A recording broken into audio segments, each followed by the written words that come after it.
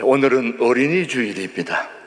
오늘 눈앞에 어린이가 보이면 무조건 칭찬하고 격려하고 위로하는 복된 날이 되시기를 주님의 이름으로 축복합니다.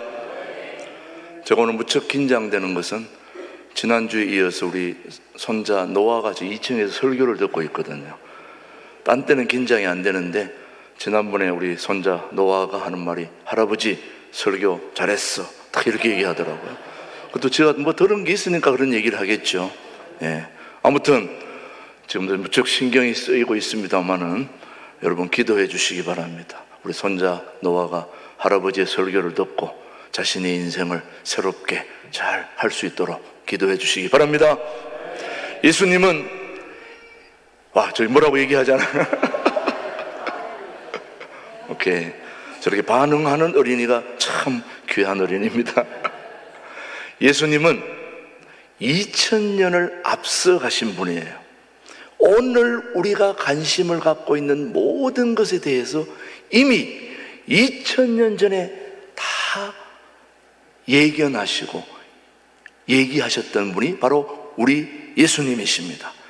그래서 우리 예수님은 우리 인생의 주인이 되시는 겁니다.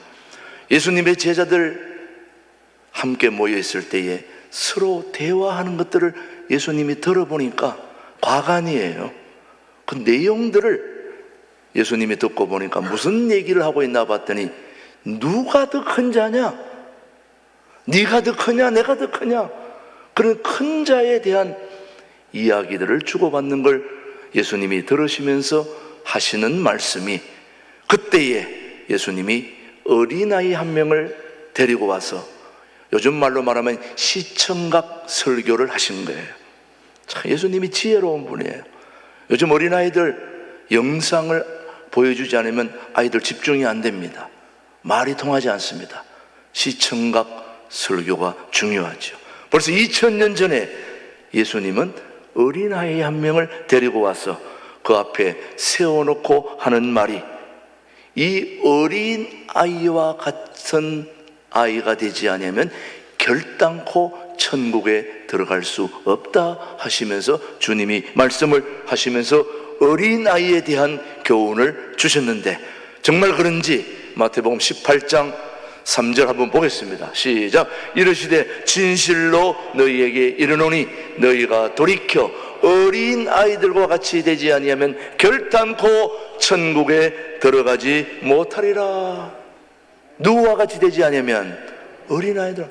여러분, 우리의 최종 목표가 천국이에요. 하늘나라입니다.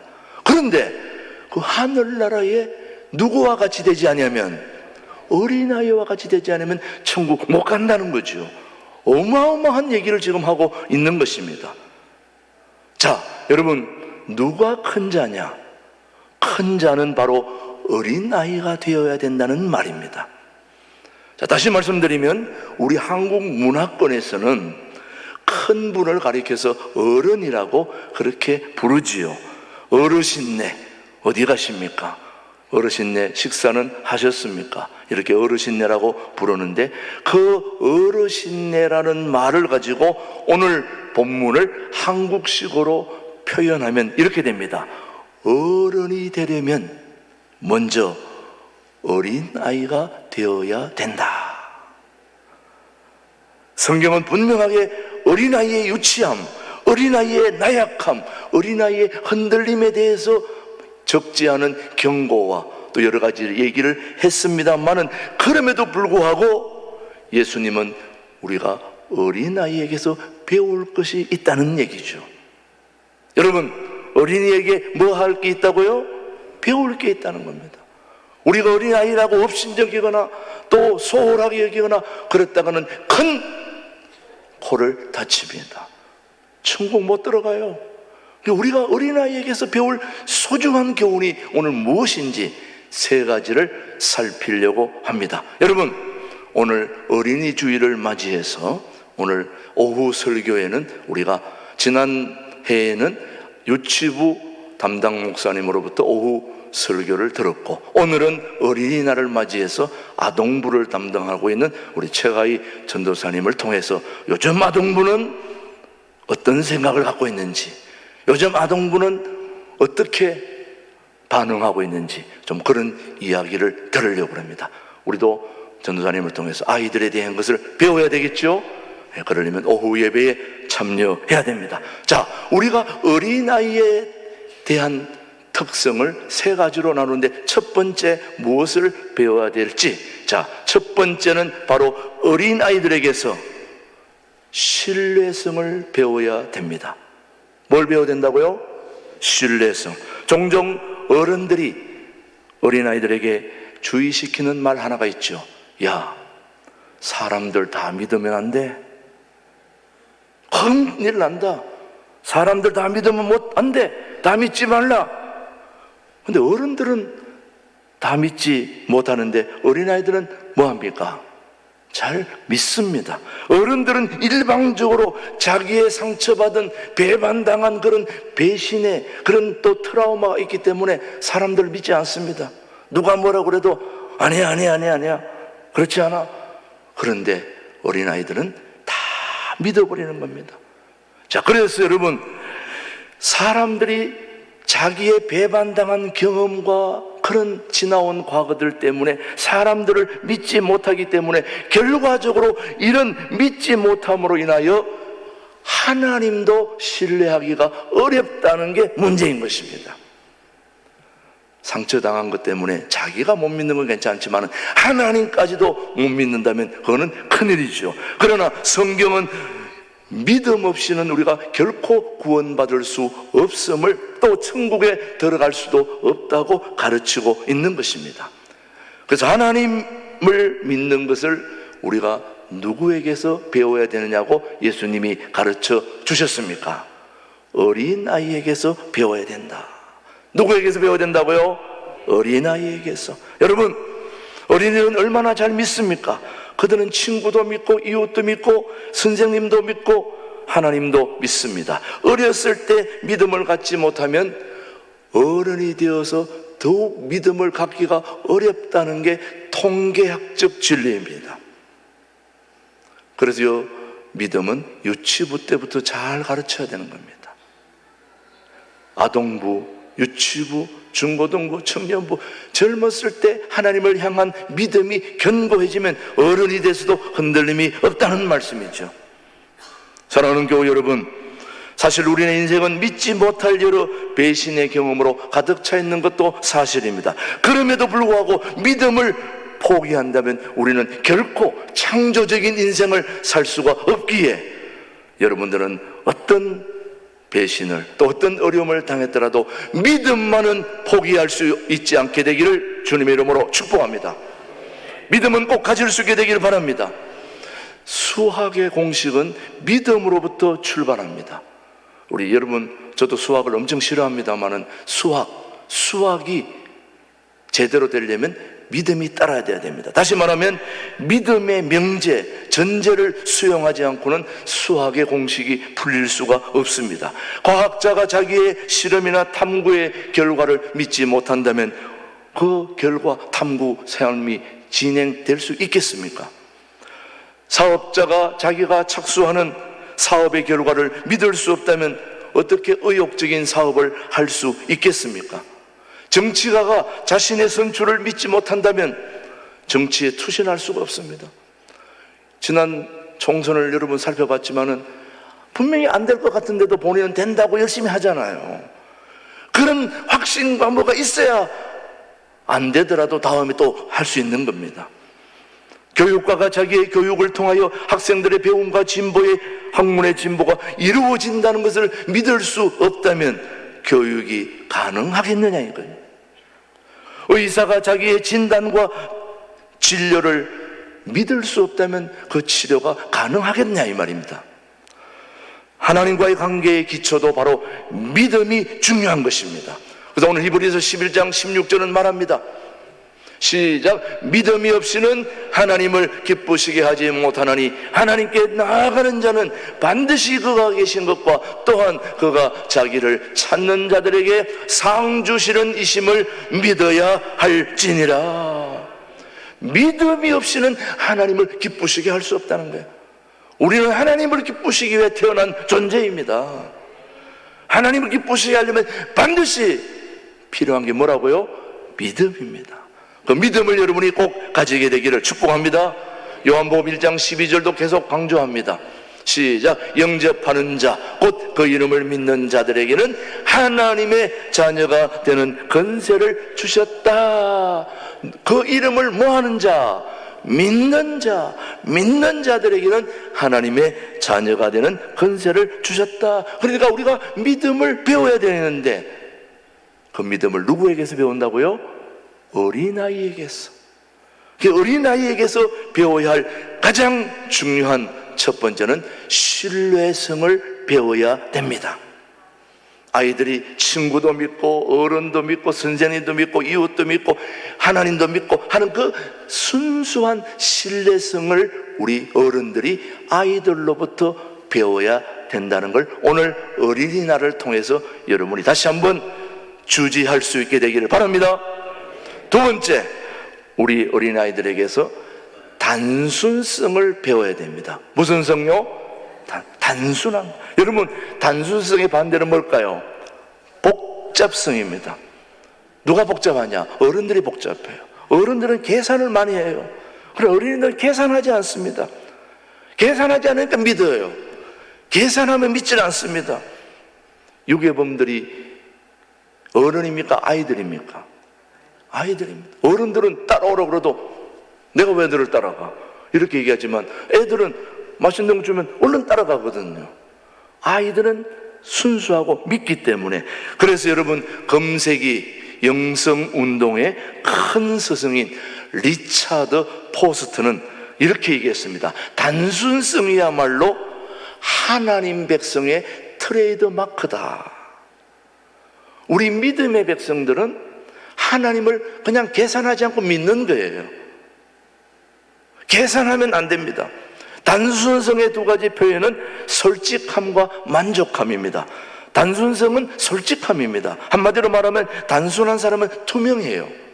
거짓말을 하지 않죠. 여러분, 거짓말을 하는 사람의 특징은 복잡해요. 왜 복잡하냐? 한 가지를 거짓말하면 그 거짓말을 계속 거기에 맞춰야 되니까 머리를 엄청 굴려야 됩니다.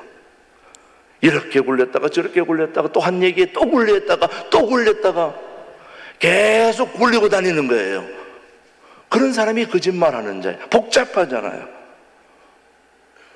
요즘 거짓말하는 사람 많지요. 그런 사람들의 특징은 복잡성입니다. 복잡합니다. 계산합니다. 어린아이가 솔직할 수 있는 것은 바로 계산하지 않기 때문입니다. 손익계산을 따지질 않아요. 우리 손자가 지금 저기 와서 예배를 드리고 있지만은 어디 가자 그러면 그냥 뭘 준다 그러면 그냥 따라와요. 뭐 계산을 하지 않아요. 뒤에 뭐 돈이 들어갔니 안 갔니 뭐 필요했으면 물건 달라고 그래요. 계산하지 않잖아요. 제자들에게 공통된 하나의 특성이 있습니다. 바로 이 단순성입니다. 예수님이 갈릴리 바다에 가서 제자들에게 나를 따라오라 했을 때에 제자들은 아유 제가 먹고 살아야 되는데 이 거물을 버려두고 이거 안 하면 뭘 합니까? 예수님 따라가면 뭐 제 먹고 사는 게 보장됩니까? 이런 말 하지 않았어요. 나를 따라오라. 그 부르시는 능력에 그냥 따라간 거예요. 계산하지 않았습니다. 아, 이분 따라가면 뭔가 되겠다. 그렇게 따라갔더니 계산하지 않았어요. 그랬더니 예수님의 제자들 먹고 사는데 지장이 있었어요? 없었어요? 오늘날까지 우리가 예수님의 제자들 얘기하고 있지 않습니까? 그 당시 다른 갈릴리 바다에 다른 고기 잡는 사람, 우리가 기억하는 사람은 누가 있어요? 아무도 없는데 계산하지 않고 예수님 따라갔던 그 사람들은 지금도 우리가 기억하고 있지 않습니까? 여러분, 계산하지 않고 단순하게 믿는 그 믿음이 바로 순수한 믿음인 거죠.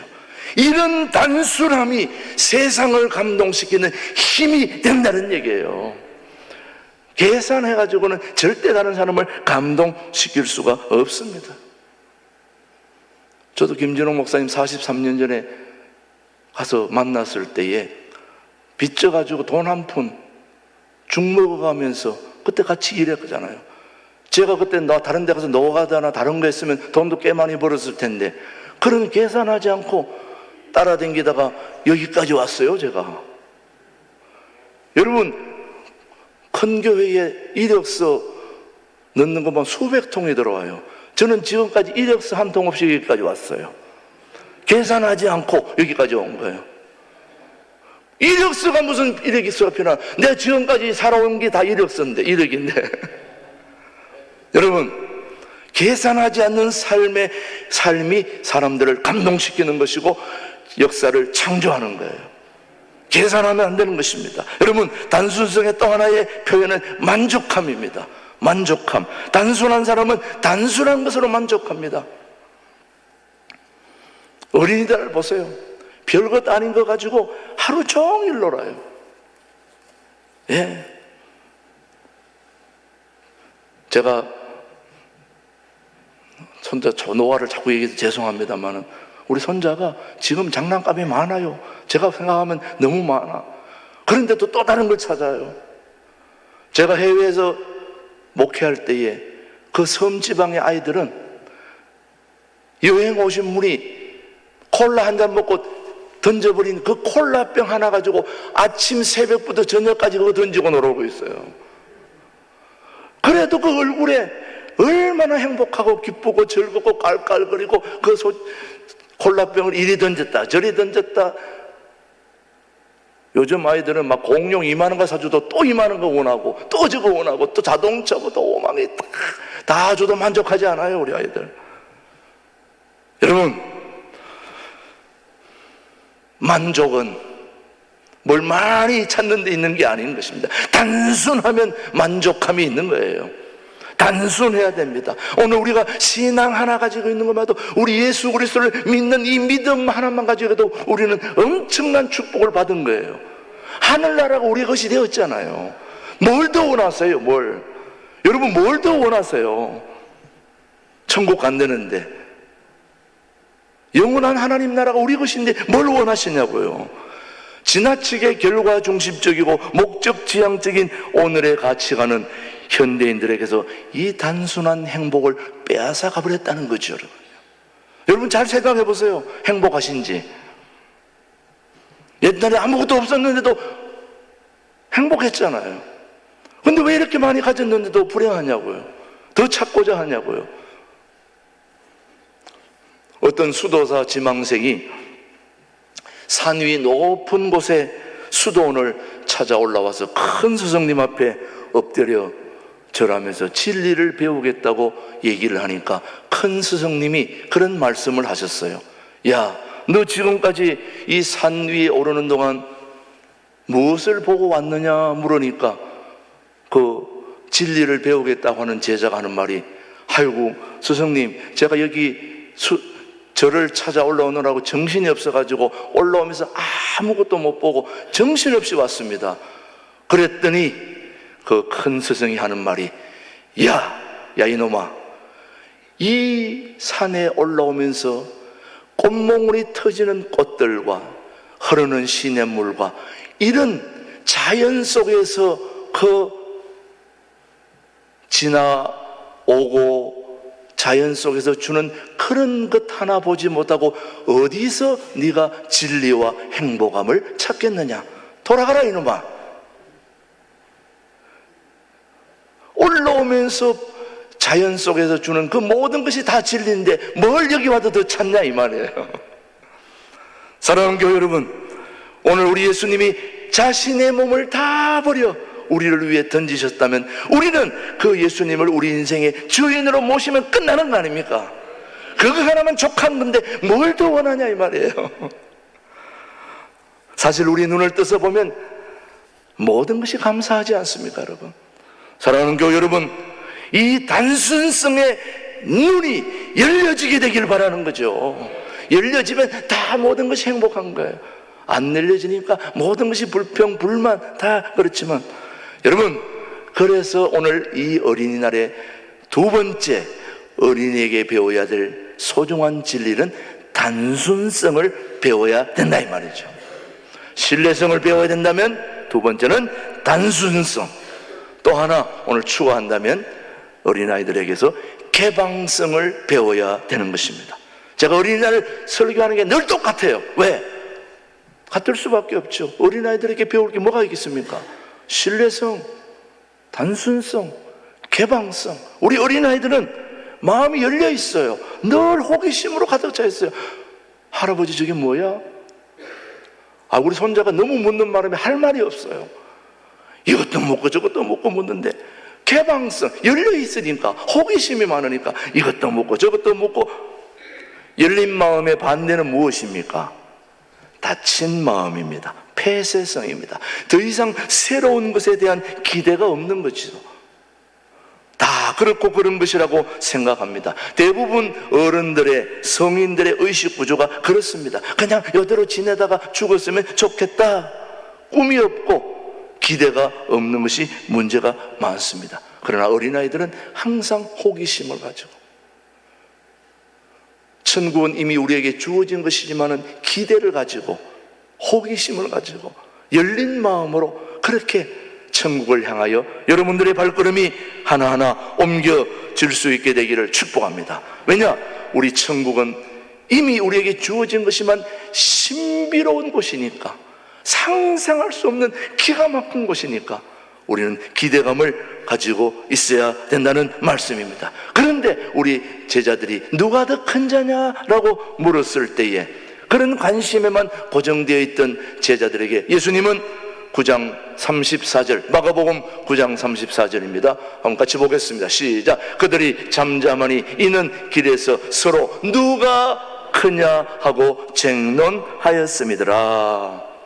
예수님의 진정한 어른이 되려면 어린 아이가 되어야 된다고 가르치고 있는 겁니다. 바로 개방성이야말로 우리를 젊게 하는 비결입니다.